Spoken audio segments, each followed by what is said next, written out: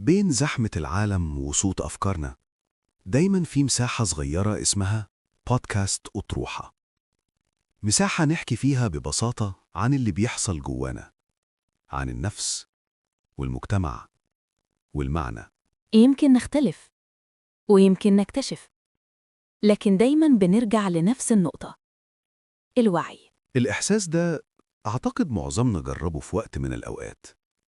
إحساس إن قلبك بيدق وإنت ماسك الموبايل مستني رد على رسالة، وتفتح المحادثة وتقراها تاني وعاشر، وتحلل كل كلمة وكل إيموجي. النهاردة إحنا هنغوص في عمق الإحساس ده، وهنكشف من خلال كلامنا عن نمط نفسي كامل وراه، وهو نمط التعلق القلق. واللي بيعملوا النمط ده مش مجرد حساسية زيادة أو شخصية رومانسية وخلاص، لأ، هو عبارة عن بحث مستمر وملح عن الأمان، مش بس عن الحب.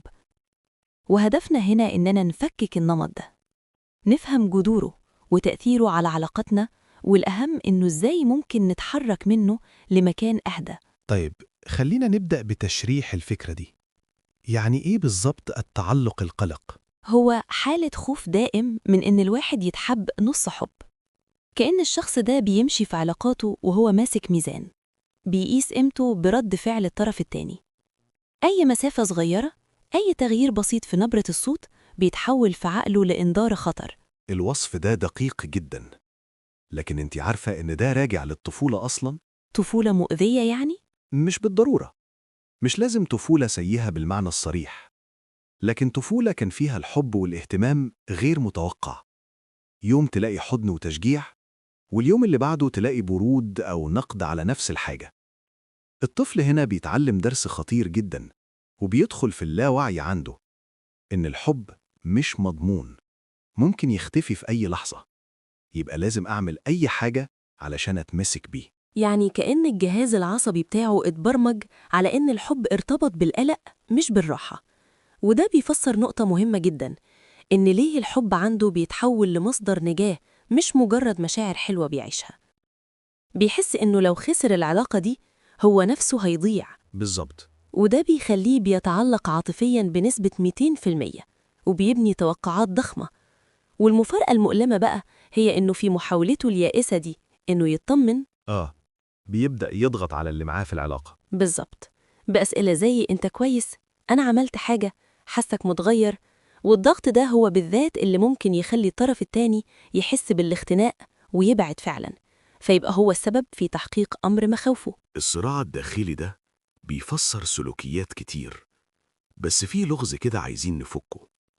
ليه بالذات الشخص اللي بيدور على أمان وطمأنينة مستمرة بينجذب بشكل شبه مغناطيسي للشريك التجنبي؟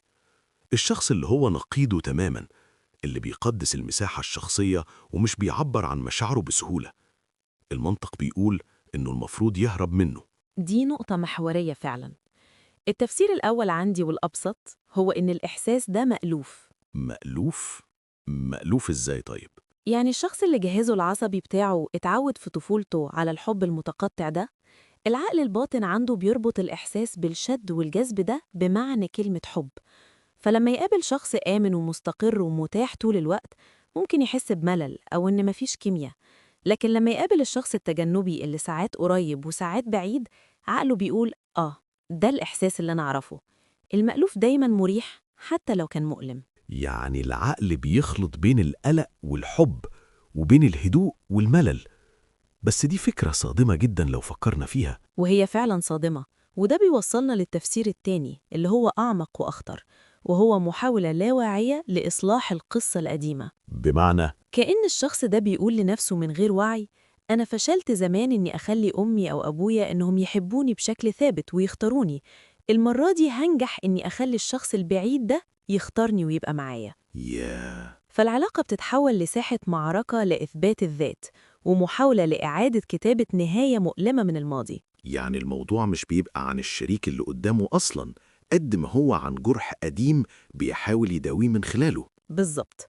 وده بيقودنا للتفسير الثالث، وهو بيولوجي بحت. الكيمياء العصبية في علاقة الشد والجذب دي بتخلق حالة من الإدمان الكيميائي في المخ. إدمان؟ أيوة، لما الشخص التجنبي بيبعد مستوى القلق بيعلى جدا، ولما يرجع يقرب تاني ويدي شوية اهتمام بيحصل إفراز مفاجئ وعالي للدوبامين، هرمون المكافأة والنشوة. فالعقل بيترجم الانفجار الكيميائي ده على إنه شغف عظيم أو كيمياء لا تقاوم. تمام. في حين إن علاقة آمنة ومستقرة بتدي إفراز هادي ومستمر من الأكسيتوسين، هرمون الارتباط العاطفي. هو بيبقى مدمن لجرعة الدوبامين دي، مش للحب نفسه. إذن السؤال الحقيقي اللي عايزين نوصل له هو إزاي نفرق؟ إزاي الشخص يعرف إذا كان ده حب حقيقي ولا مجرد إعادة تمثيل لصدمة قديمة متعلقة في شكل كيمياء وإدمان؟ العلامة الفارقة هي بسيطة لكن عميقة جدا. الحب الحقيقي بيجلب السلام مش المطاردة. السلام مش المطاردة. أيوة. يعني الواحد يسأل نفسه، وجود الشخص ده في حياتي في المجمل بيخليني أحس بالهدوء ولا بالقلق؟ بيخليني أحس إني مقبول زي ما أنا، ولا إن في اختبار مستمر لازم إني أنجح فيه؟ صح. لو العلاقة بتخليك في حالة إثبات إنك تستحق الحب، فده غالباً جرح قديم هو اللي بيتكلم مش قلبك. الحب الحقيقي بيحسسك إنك مستحق من غير ما تعمل حاجة. طيب، كل التحليل ده منطقي ومهم جدا، لكن لو حد بيسمعنا دلوقتي وحاسس إن كل كلمة بتوصفه، ممكن يحس بيأس، ممكن يقول خلاص أنا كده، دي طبيعتي. هل ده حكم مؤبد؟ دي أهم نقطة، وده في الحقيقة مش حكم مؤبد. والنقلة الأساسية بتبدأ بفكرة واحدة، وهي الانتقال من دور الضحية لدور المسؤول.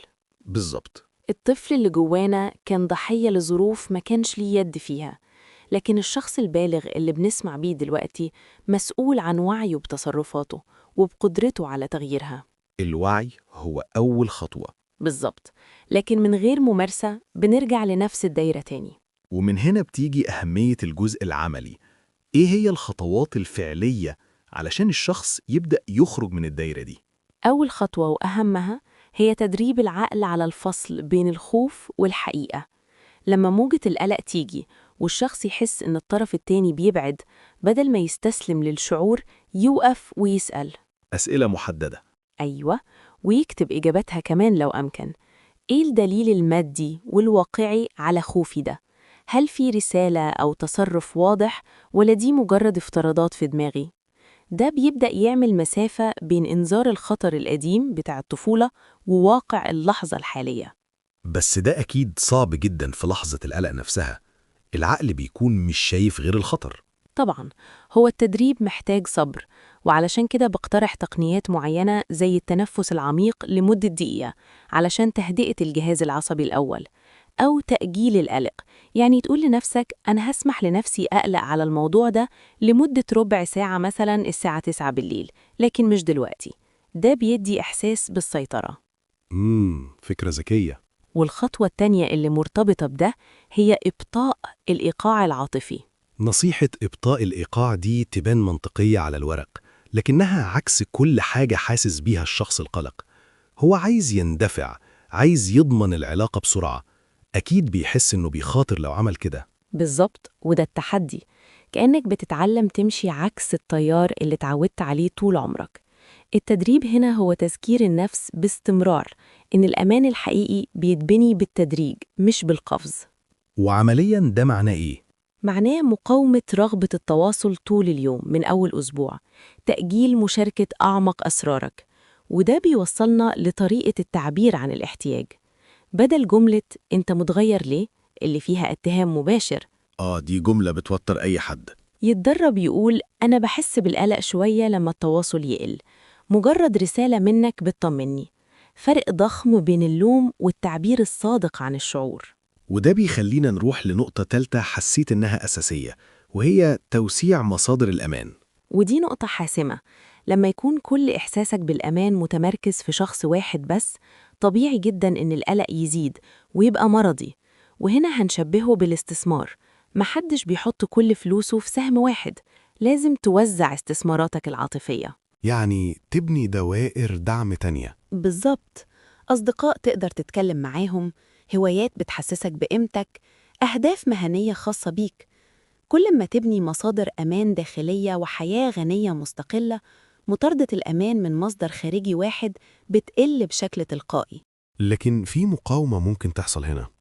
الشخص القلق ممكن يحس إنه لو قضى وقت مع أصحابه أو ركز في شغله هو كده بيهمل العلاقة. فإزاي هنا هيتعامل مع الشعور بالذنب؟ وهنا محتاجين إعادة تعريف معنى العلاقة الصحية. العلاقة الصحية مش اندماج كامل لشخصين في شخص واحد، هي تقاطع بين دائرتين مستقلتين. كل ما كانت كل دائرة قوية ومكتفية بذاتها، كل ما كانت منطقة التقاطع اللي هي العلاقة أقوى وأكثر صحة.